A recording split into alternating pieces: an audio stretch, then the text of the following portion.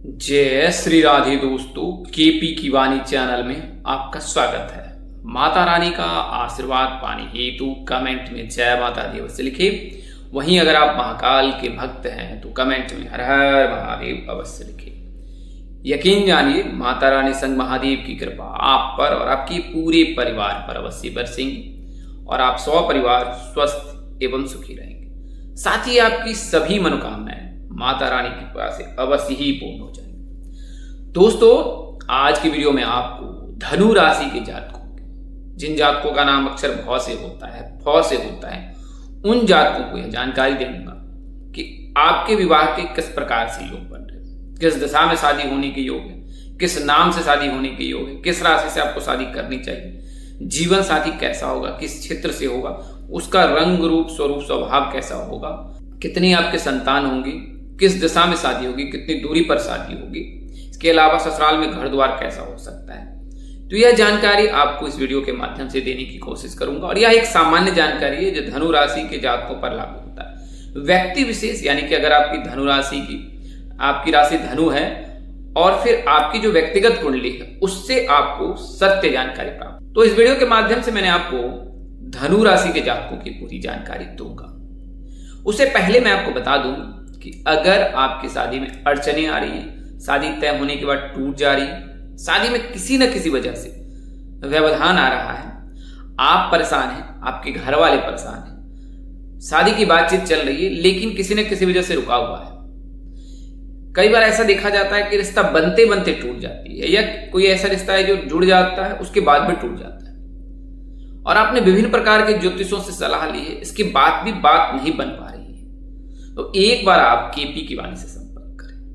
यकीनन आपको सत्य जानकारी देकर मार्ग प्रशस्त किया जाएगा कि आपकी शादी में क्यों विलंब हो रहा है। वर्तमान समय में हम लोग जो विवाह की कुंडली की गणना करते हैं वो व्यापक रूप से करते हैं। इस कड़ी में मैं आपको थोड़ा सा समय लेकर बताना चाहूंगा कि सर्वप्रथम जो है जातक की कुंडली बनाई जाती है और उस कुंडली में सर्वप्रथम राशि ज्ञात की जाती है, फिर नक्षत्र ज्ञात की जाती है, योग ज्ञात किया जाता है, करण ज्ञात किया जाता है।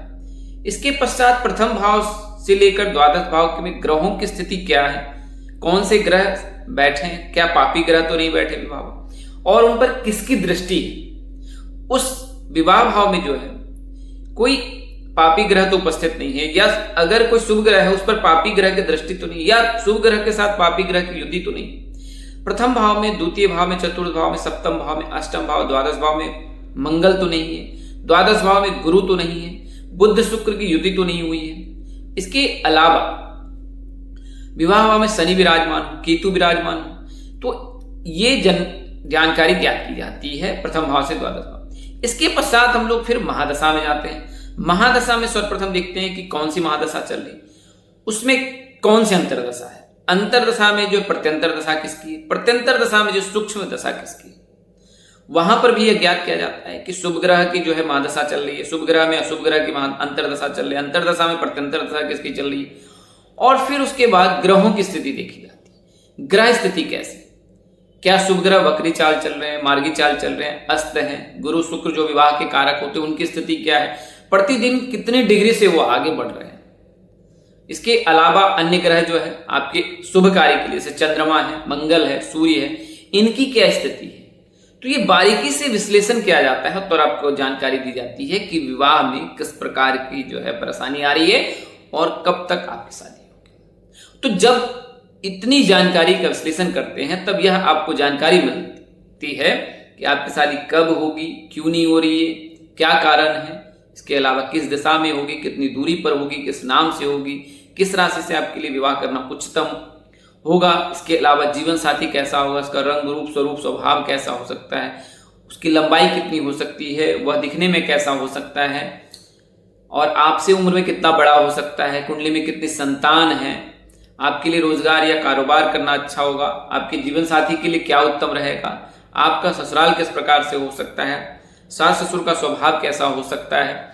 तो ये तमाम तरह की जो जानकारी उस वीडियो कुंडली के माध्यम से मिलती है और फिर यह जानकारी आपको दी जाती है। तो आप केपी की वाणी से संपर्क कर सकते हैं। हमारा संपर्क नंबर स्क्रीन पर दिए गए हैं, दोहरा भी देता हूं, 8521 835670 8521835670। तो इस नंबर पर आप फोन कॉल्स के जरिए, सामान्य संदेश के जरिए संपर्क कर सकते हैं और अपनी जानकारी प्राप्त कर सकते हैं। इसके अलावा अगर आप दूसरे विभाग के इच्छुक हैं, कुंडली मिलान कराना चाहते हैं, अपने बच्चे की जन्म कुंडली बनवाना चाहते हैं, दोष निवारण कराना चाहते हैं, नामकरण कराना चाहते हैं, शिक्षा हेतु जानकारी प्राप्त करना चाहते हैं, सरकारी नौकरी हेतु जानकारी प्राप्त करना चाहते हैं, तो आप संपर्क कर सकते हैं।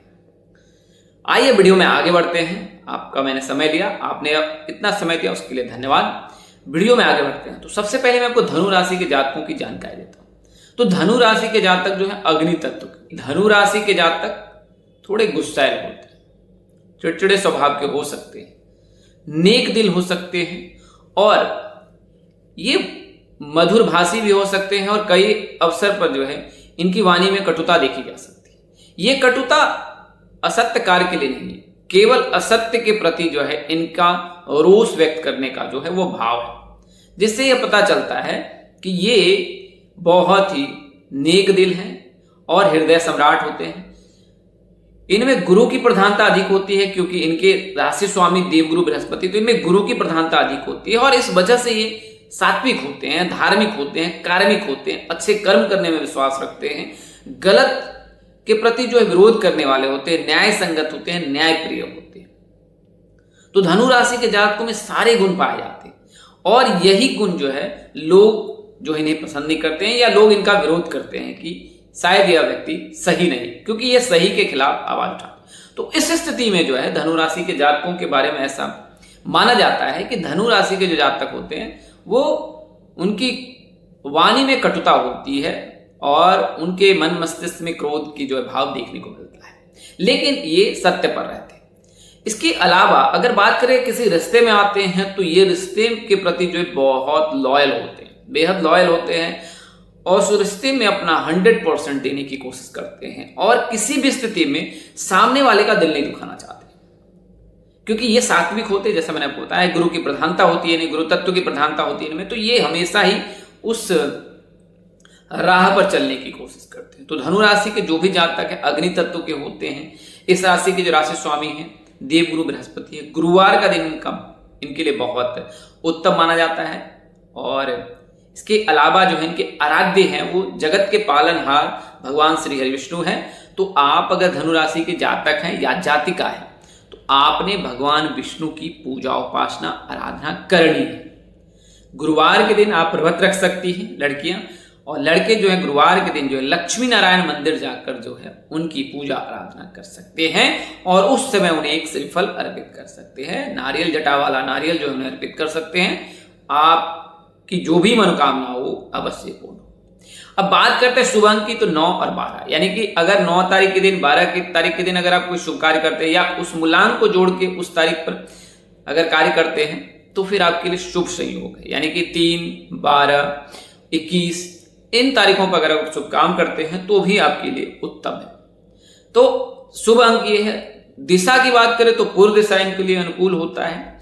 इसके अलावा अगर बात करें रत्न की तो पुखराज, अगर आप धनु राशि के जातक हैं या जातिका हैं और आप अपनी कुंडली में गुरु मजबूत करना चाहते हैं, सुख सौभाग्य में वृद्धि पाना चाहते हैं या चाहती हैं, पुत्र रत्न प्राप्ति की इच्छा है, गवर्नमेंट जॉब में के लिए जो है प्रयासरत हैं, तो सभी चीजों के लिए जो है आप पुखराज रत्न धारण कर सकते हैं या कर सकती हैं। इसको आपको अवश्य लाभ प्राप्त होगा, लेकिन धारण करने से पूर्व अपनी कुंडली का विश्लेषण अवश्य ज्ञात कर ले। शुक्ल पक्ष में किसी भी गुरुवार के दिन जो है स्नान ध्यान करने के पश्चात गुरुवार के दिन जो है आप पुखराज धारण कर सकते हैं। तो ये तो धनु राशि के जातकों की प्राथमिक जानकारी है। अब मैं आपको बताता हूं कि ग्रहों की क्या स्थिति रहने वाली है जिससे कि धनु राशि के जातकों को लाभ मिले। तो सर्वप्रथम मैं आपको बता दूं कि जुलाई के महीने में धनु राशि के जातकों के लिए उत्तम समय रहने वाला है। ऐसा इसलिए क्योंकि ग्रहों के जो राजकुमार है बुधदेव वो कर्क राशि में विराजमान है, लेकिन कर्क राशि में विराजमान रहते हुए ये वक्री चाल चलेंगे। और ये वक्री चाल कब से चलेंगे? 29 जून से। 29 जून को जो है ग्रहों के राजकुमार बुधदेव जो है वो मार्गी से वक्री चाल चलेंगे, यानी अभी वर्तमान में वो मार्गी चाल चल रहे हैं, कर्क राशि में विराजमान, लेकिन कर्क राशि में रहकर ही जो है 29 जून को ये वक्री चाल चलने लगेंगे और वक्री चाल चलकर जो है ये 7 जुलाई को मिथुन राशि में गोचर कर जाएंगे। इस राशि में पूर्व में जो है देवगुरु बृहस्पति भी विराजमान थे, पूर्व में जो है ग्रहों के राजकुमार बुधदेव भी विराजमान थे, और पुनः वक्री चाल चलकर जो है ग्रहों के राजकुमार व्यापार के दाता वाणी के कारक जो हैं वो फिर से गोचर कर जाएंगे मिथुन राशि में। और जब मिथुन राशि में गोचर करेंगे तो धनु राशि के जातक के विवाह भाव को देखेंगे, या उनमें उनकी उपस्थिति रहेगी, या वहां पर वो विराजमान रहेंगे। तो इससे धनु राशि के जातकों को लाभ मिलेगा। धनु राशि के जातकों को आसान शब्दों में कहें तो जुलाई के महीने में लाभ मिलने वाला है विवाह संबंध के। अगर रिश्ते बहुत दिनों से अटके हुए हैं या किसी कारणवश जो है रिश्ते में दूरियां बढ़ी हैं या रिश्ते में एक ठहराव है, स्थिरता आ चुकी है, वो एक नया आयाम नहीं मिल पा रहा है, तो जुलाई के महीने में 7 जुलाई के बाद 5 अगस्त तक जो है आपके लिए उत्तम समय है। इस दौरान धनु राशि के जातकों को इसका लाभ मिल सकता है। हालांकि केवल जुलाई के महीने में नहीं, आगामी वर्ष में भी जब देवगुरु बृहस्पति कर्क राशि में गोचर करेंगे तो उस समय के लिए भी शुभ समय रहेगा। इसके अलावा जब शनि के ढैया से आपको मुक्ति मिल जाएगी तो वहां पर भी आपके लिए समय उत्तम रहने वाला है अगर आप धनु राशि के जातक। इसके अलावा जब बुध जो है उनकी दृष्टि आप पर कर्क राशि में गोचर करेंगे, या बुध जब स्वयं आपकी राशि में गोचर करेंगे, तो उस स्थिति में जब शुक्र जब कर्क राशि में है, कर्क राशि के बाद जो है आपके लग्न भाव में आएंगे, तो शुक्र के जो विवाह के कारक हैं, गुरु जो विवाह के कारक है, बुध जो है अगर 7वें भाव में दृष्टि बनाते हैं तो उस समय फिर विवाह के योग बनाता है। लग्न भाव में आएंगे तो उस समय भी आपके लिए शुभ समय रहेगा। तो कुल मिलाकर अगर देखा जाए तो साल 2026 में रिश्ते जो है वो 7 जुलाई से 5 अगस्त के मध्य तय होने के योग बन रहे हैं। नवंबर के महीने में, दिसंबर के महीने में आपके लिए शुभ योग बन रहा है सहनाई के। इसके पश्चात जो है जब शुक्र आपकी राशि में गोचर करेंगे, शुक्र जब आपकी राशि में गोचर करेंगे तो वहां पर फिर आपके लिए शुभ लग्न की स्थिति बन रहा है, यानी कि वहां पर भी जो है आपको रिश्ते मजबूती मिल सकती है, रिश्ता फिक्स हो सकता है, शादी की बातचीत चल सकती है, सगाई हो सकती है, और फिर आगामी वर्ष में जो है जनवरी के महीने में खरमास के पश्चात जो है शादी के योग बनेंगे। तो यह तो जानकारी आपको दी है ग्रह स्थिति की, कैसे बुध की कृपा से जो है जुलाई के महीने में आपके लिए शुभ समय बन रहा है, और फिर आगामी समय में जो है शुक्र की स्थिति से आपके लिए शुभ योग बनेगा। तो यह जानकारी आपको ग्रह स्थिति की। अब बात करते हैं धनु राशि के जातकों के बारे में कि कैसे विवाह के योग बनेंगे। तो धनु राशि के जो भी जातक हैं उनके लिए जो विवाह की जो दिशा है वो उत्तर और पूर्व की दिशा उत्तम मानी जाती है। इन दो दिशाओं से ही रिश्ते आने के योग बनते हैं, और इन दो दिशाओं में रिश्ते अगर लेके जाते हैं, किसी रिश्ते के दार के माध्यम से अगर आपको कोई सूचना मिलती है और फिर रिश्ता लेकर आप जाते हैं तो इन दोनों दिशाओं में जाते हैं तो वहां रिश्ता फिक्स होने की संभावना बढ़ जाती है अगर आप धनु राशि के जातक हैं या जातिका हैं। बात करें अगर राशि की तो वृश्चिक राशि के जातक के साथ और मीन राशि के जातक के साथ जो है आपकी कंपेटिबिलिटी अच्छी बनती है। ऐसा क्यों? क्योंकि आप जो है अग्नि तत्व के हैं और वृश्चिक और मीन राशि के जातक जो है वो जल तत्व के होते हैं, तो आप दोनों के बीच जो है सामंजस्य बनी रहती है। विचारों में, अन्य तरह आर्थिक, सामाजिक, व्यवहारिक किसी भी प्रकार के जो वैचारिक द्वंद्व रहता है उस द्वंद्व में स्थिरता आ जाती है, क्योंकि दोनों ही विपरीत तत्व के हैं तो एक दूसरे को संभालते हैं। और खासकर आपका जो पार्टनर होगा, जीवन साथी, वो बहुत ही शांत होगा, शांत स्वभाव से, गंभीर होगा, समझदार होगा, क्योंकि वो जल तत्व का हो। अगर वृश्चिक राशि और मीन राशि के जातक या जातिका, आप धनु राशि के जातक या जातिका हैं, तो इस राशि के जातक के साथ विवाह करना आपके लिए श्रेष्ठकर होगा। और जब उनसे आपका विवाह हो तो आपका जो जीवन साथी होगा शांत होगा, स्वभाव से गंभीर होगा, समझदार होगा, जिम्मेदार इंसान होगा, आपका ख्याल रखने वाला होगा और आपकी उग्रता को भी वो नियंत्रित करने वाला होगा। यानी कि अगर आप जाने अनजाने में कभी किसी का दिल दुखा दे या आप हाइपर होते हैं, आपका क्रोध सीमा लांघ जाती है, तो उस स्थिति में जो आपके पार्टनर का आपको सहयोग मिलेगा और आपके बीच जो कंपेटिबिलिटी वो बहुत ही अच्छी रहने वाली है। तो एस नाम के जातक, एम नाम के जातक, जी नाम के जातक, के नाम के जातक, इन नाम के जातकों के साथ विवाह प्रस्ताव आने की योग बन रहे हैं। अब बात करते हैं कि जैसा मैंने बताया, दिशा आपको उत्तर और पूर्व का बताया है, राशि आपको बताई है कि अगर वृश्चिक और मीन राशि के जातक के साथ, जल तत्व के जातक के साथ आपके विवाह के योग बनते हैं तो यह उत्तम होगा। हालांकि विवाह से पूरा अपनी कुंडली मिलान अवश्य करा ले। शादी के लिए जो दिशा, दूरी तो मैंने बताई है। दूरी अगर शुभ राशि है तो आसपास में, शुभ ग्रह है तो आसपास विवाह के योग बनते हैं, और अगर अशुभ ग्रह है तो फिर दूरी में शादी के योग बनते हैं। अब बात करते हैं महीने की, तो नवंबर और दिसंबर का महीना उत्तम है। इसके अलावा नवरात्रि के दिनों में पंजाब और उसके आसपास के क्षेत्रों में जो भी जातक हैं जो विवाह योग्य हैं उनके नवरात्रि में भी विवाह के योग बनेंगे। और 7 जुलाई से लेकर 5 अगस्त के मध्य आपके रिश्ते आने के, रिश्ते की बातचीत होने के, रिश्ते तय होने के प्रबल योग बन रहे। कई ऐसे जातक है धनु राशि के जो परिणय सूत्र में भी बंधने वाले हैं जुलाई के महीने में। हालांकि व्यक्ति विशेष की जानकारी जैसे मैंने आपको बताया कुंडली से ही पता चलती है। बात करें अगर जीवन साथी के स्वभाव की, तो मैंने आपको बताया है कि शांत होगा और वो समझदार भी होगा, जिम्मेदार भी होगा, आपका ख्याल रखने वाला होगा, परिवार को महत्व देने वाला, आपके परिवार का मान सम्मान रखने वाला होगा। और कुल मिलाकर आपके साथ उनकी कंपेटेबिलिटी बहुत ही अच्छी रहने वाली है अगर आपके जीवन साथी के स्वभाव की बात करें तो। बात करें अगर उनके उम्र की, तो वो आपसे 5 वर्ष बड़ा हो सकता है। अगर शनि विराजमान है, केतु विराजमान है तो 5 वर्ष का बड़ा हो सकता है। वहीं मंगल है तो 3 वर्ष से अधिक का बड़ा हो सकता है। बुध शुक्र गुरु के रहने पर हम उम्र यानी कि 1-2 साल आपसे बड़ा हो सकता है। इस प्रकार के योग बनते हैं। अगर आप धनु राशि के जातक हैं या जातिका है तो आपके जीवन साथी किस सेक्टर से हो सकता है? अगर वो वर्किंग हो तो सरकारी नौकरी में होगा तो वो शिक्षा से सेक्टर से हो सकता है, बैंकिंग सेक्टर से हो सकता है, एडमिनिस्ट्रेशन सेक्टर से हो सकता है। इसके अलावा आईटी या मैनेजमेंट दोनों ही सेक्टर से भी होने की योग, यानी शिक्षा, बैंकिंग, इसके अलावा एडमिनिस्ट्रेशन, आईटी सेक्टर, मैनेजमेंट, ये 5 सेक्टर हैं जिनमें ही आपके जीवन साथी के कार्यरत होने के प्रबल योग हैं। वहीं व्यापार कर रहा होगा तो व्यापार करने में भी जो है ये मैनेजमेंट से रिलेटेड ही कोई जो है बिजनेस कर सकते हैं। बात करें ससुराल कैसे, तो घर ससुराल की आर्थिक स्थिति बहुत उत्तम रहेगी। ससुराल जो है रीति रिवाजों का पालन करने वाला होगा। वहां पर जो है आदर्श जो है उनको बनाए रखना, मर्यादा में रहना, जो है रीति रिवाजों का पालन करने वाला और एक दूसरे का सम्मान करने वाला, आपको खुशियां प्रदान करने वाला, इस प्रकार से जो है आपके ससुराल के में जो है वो व्यवहार देखने को मिल सकता है अगर आप धनु राशि के जातक हैं या जातिका हैं तो। वहीं बात करें अगर भाग्य भाव में अगर अशुभ ग्रह है तो फिर ससुराल वालों के साथ विचार नहीं मिलते हैं, किसी न किसी वजह से अनबन होती रहती है। वहीं अगर शुभ ग्रह है तो ससुराल से स्नेह और प्यार जातक को प्राप्त होता है। आपको बता दें कि अगर आप लड़की हैं तो अपने पिताजी की विशेष सेवा करें। अगर आप पिताजी की सेवा करते हैं तो आपके सासू माँ के साथ आपके रिश्ते बहुत मधुर रहेंगे। और वहीं अगर आप माता जी की सेवा करते हैं तो आपके ससुर जी का स्नेह और आशीर्वाद आपको अवश्य ही प्राप्त होगा। अगर आप जो है धनु राशि के जातिका हैं तो मैं आपको सलाह दूंगा कि ये उपाय आप अवश्य करें। वहीं बुध के रहने पर जो है, चूंकि बुध जो है मिथुन राशि में गोचर करेंगे और धनु राशि के विवाह भाव को देखेंगे तो अमीर खानदान में विवाह होने के प्रबल योग बन रहे हैं।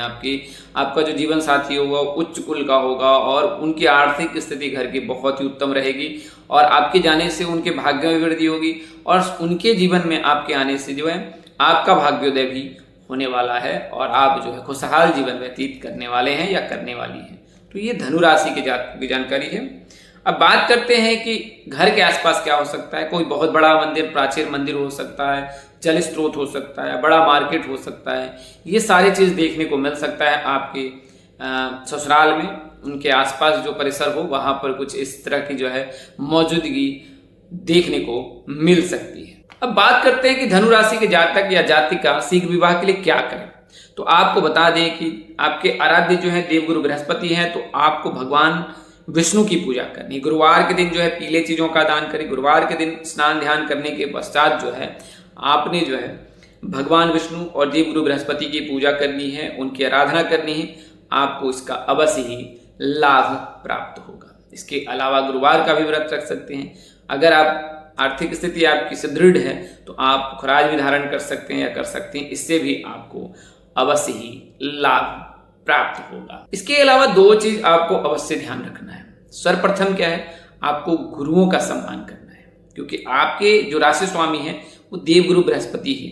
तो आपको गुरुओं का सम्मान करना है, बड़ों का सम्मान करना है, कभी उनके प्रति जो है कटुता नहीं रखनी है, द्वेष भावना प्रकट नहीं करनी है। दूसरी चीज है माता पिता की सेवा। सभी तीर्थ घुमाए पर माता पिता की अगर आप सेवा नहीं करते हैं तो यकीनन जीवन में आप हमेशा गरीब ही रह सकते हैं या रह सकती है। ये गरीबी आर्थिक स्थिति हो सकती है या फिर आपके भाग्य की गरीबी हो सकती है। किसी न किसी प्रकार से जो है आप सबल नहीं हो सकते हैं। तो अपने माता पिता की सेवा करें, उनका सम्मान करें। मैं आपको सलाह देना चाहूंगा ये 2 चीज आपने जीवन में उतार लिया है, यकीनन आपका भाग्योदय अवश्य ही होगा अगर आप धनु राशि के जातक हैं या जातक। तो दोस्तों, इस वीडियो के माध्यम से मैंने आपको धनु राशि के जातकों की या जातिकाओं को जानकारी दी है कि किस प्रकार से आपके विवाह के योग बन रहे, कहाँ योग बन रहे हैं, कैसे बन रहे हैं। अगर जानकारी देने में अपने अनुज यानी मुझसे कोई गलती या त्रुटि रह जाती है तो मुझे क्षमा कर दीजिएगा। मेरी कोशिश आपको सही जानकारी देने की रहती है। मेरा उद्देश्य भी आपको मार्ग प्रशस्त करना है, बाह्य आडंबर से बचाना है और फर्जीवाड़ा से बचाना है। अगर आप कोई सलाह अथवा परामर्श देना चाहते तो अवश्य दें। अगर आप केपी की वाणी को और भी सबल बनाना चाहते हैं तो आप हमसे संपर्क कर जो है हमारी मदद कर सकते हैं। आप मदद किसी भी प्रकार से कर सकते हैं, जिस माध्यम से आप मदद करना चाहते कर सकते हैं। आपके सलाह और परामर्श का बेसब्री से इंतजार रहेगा। तो आज के लिए इतना ही। अगले वीडियो में फिर मिलेंगे एक नई जानकारी लेकर, और जल्द ही मैं आपको सरकारी नौकरी के बारे में, जातकों के बारे में भी जानकारी दूंगा। सभी राशियों के किस प्रकार से योग बनेंगे और क्या क्या करना है आपको। तो कल तक के लिए मुझे इजाजत दें, अगले वीडियो में फिर मिलेंगे। तब तक के लिए आप जहां रहे मस्त रहे, स्वस्थ रहे, व्यस्त रहे। माता रानी की असीम कृपा पर बरसती रहे। परम पिता परमेश्वर आपको सद्बुद्धि, सत्मार्ग और आगे बढ़ने की शक्ति दे। नमस्कार, जय श्री राम दोस्तों, जय श्री कृष्णा, जय माता दी, जय वाहेगुरु, हर हर महादेव।